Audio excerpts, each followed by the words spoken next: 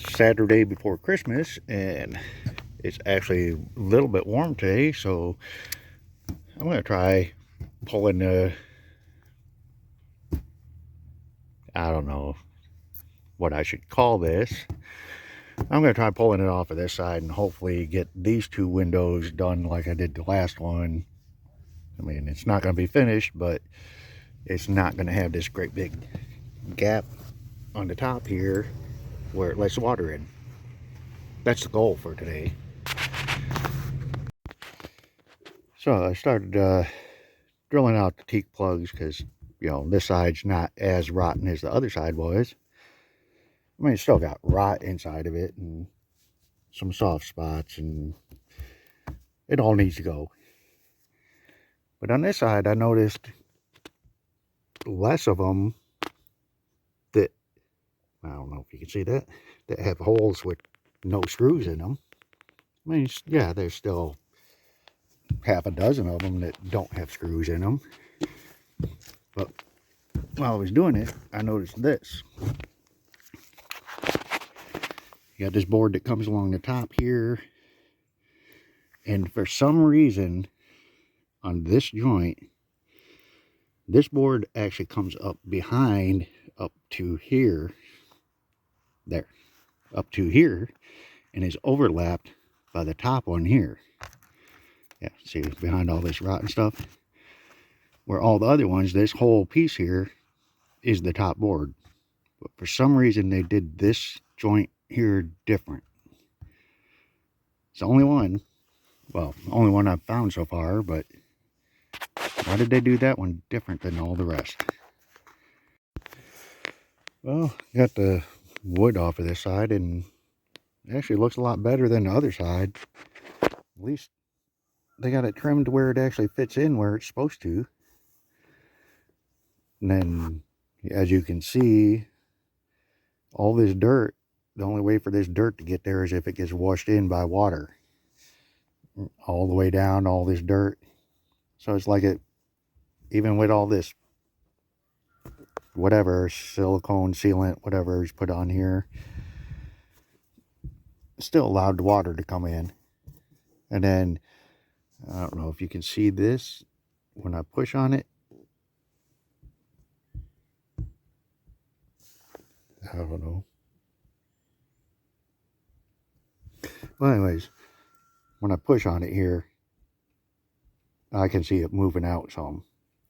Like, you can see right there how good it's sealed. That good. So it's like they did put something in here. It just didn't stick. It didn't really seal it, which would just let the water come in. Good thing is, that all came off nice and clean, so I don't have to clean as much on the inside to put it back in.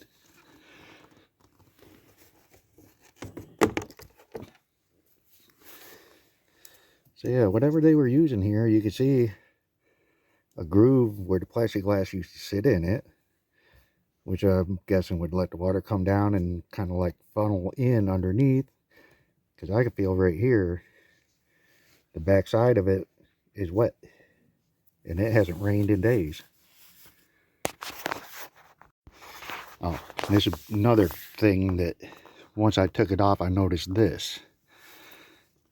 Right here is where the wood was sitting. See how the paint only comes down to here, this crappy green paint that they put on here? So does that mean that originally there was something here, and that's why that part didn't get painted? And then when they redid it, they just put the wide wood on to cover everything? Still haven't found anything showing what was originally in here. But whatever I do is going to be better than this. You know, maybe I have to buy 200-mile-an-hour duct tape instead of 100-mile-an-hour duct tape.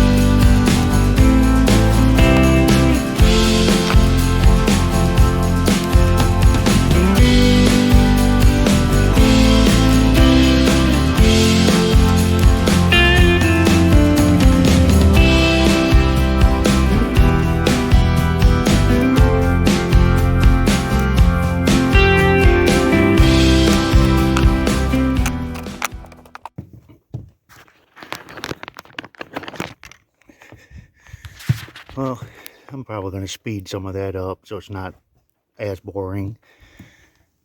So I don't know if you'll be able to notice, but when I was coming across the bottom here, it's like half of them didn't even have screws in them. A couple on the top didn't either, but you know, if you're not going to put them in the bottom, why put them in the top?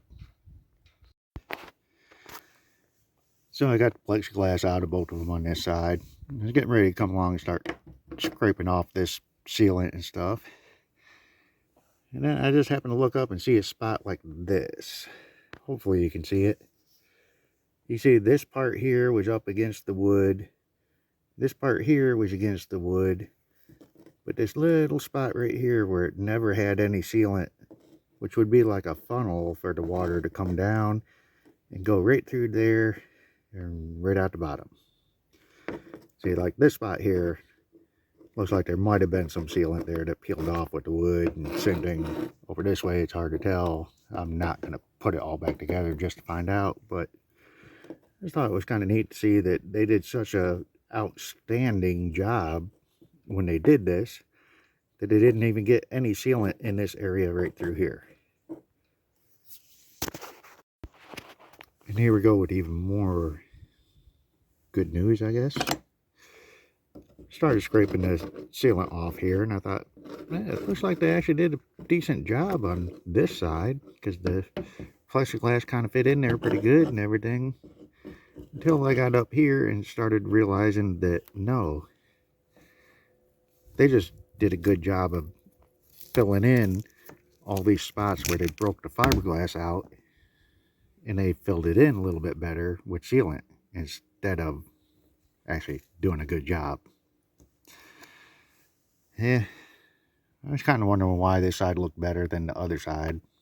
Now I know why. So I'm getting these two cleaned up and realized somebody really screwed up. Because I don't know if you can see that, but you see how much original gel coat is left on this one?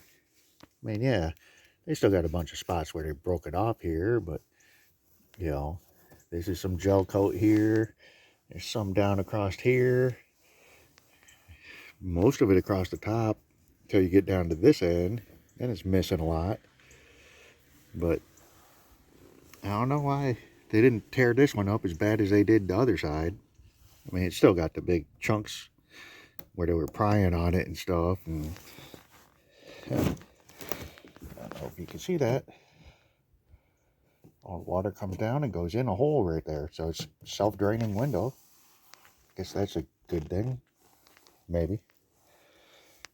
But I've been going through scraping off the majority of the sealant that's in there, and then got my drill with a wire brush and go by, and it works good for getting that last little bit of the silicone and peeling it out. But if you stay in one spot too long, it starts to eat through the fiber, or eat through the gel coat that is there, which I'm probably going to end up having to take all of it off anyways to get it a good smooth surface to put my tape on. But it's slowly but surely getting there. Well, I guess I could go ahead and show you what got me to jump into this project right now, even though it's basically middle of winter. And I know it's warm today.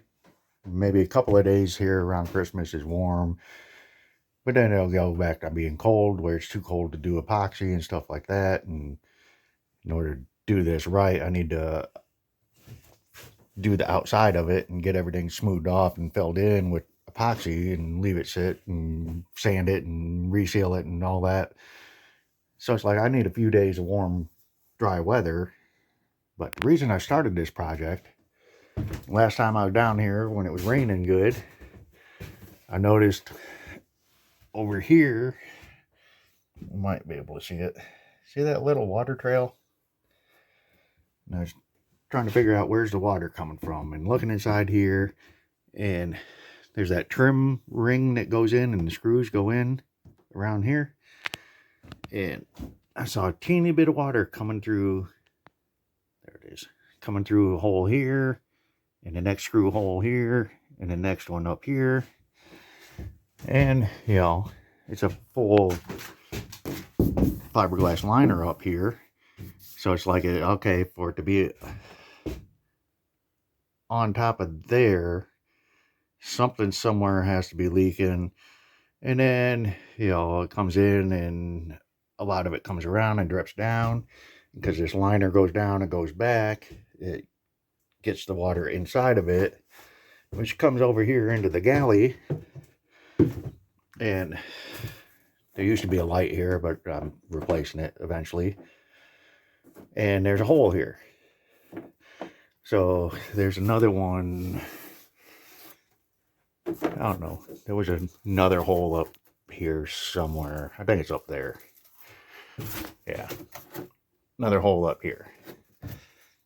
And when it would rain, I'd get a few drops that would come down and come out of the wires, or it'd come underneath the liner and then kind of run over and drip right there. So every time I'd rain, this would get wet and this would get wet. And figured I need to get that done, find out where the leak is and fix it before I can do any of this in here. And if you watch the other video, now keep in mind, this is the galley. There's a porthole there and the port lights for the salon up here. There's the port lights in the salon. Right here's the porthole in the galley. And look what's right here. So I was thinking, you know, if you saw my other video where I did this, I was thinking a lot of the rain was coming in there, hitting the liner down inside and running across and dropping through the hole where the wiring is. So after I fixed this, I thought, well, it probably quit leaking. So I was kind of surprised when I came down and saw them drops up here. And the good news is, I think I found out where it's coming from. Can anybody guess where the water might be going in at? I gave you 3 guesses, and the first 2 don't count. Now, keep in mind, this is the same one that's got the drain hole down here to let the water out. And then another one over here. There's a little one where they broke through. You know, some of their screws that they put in are right at the edge. They were probably letting a little bit of water in. Wonder how much water was going in through there. You remember that wood was up here sitting like this with a gap behind it for the water to go into.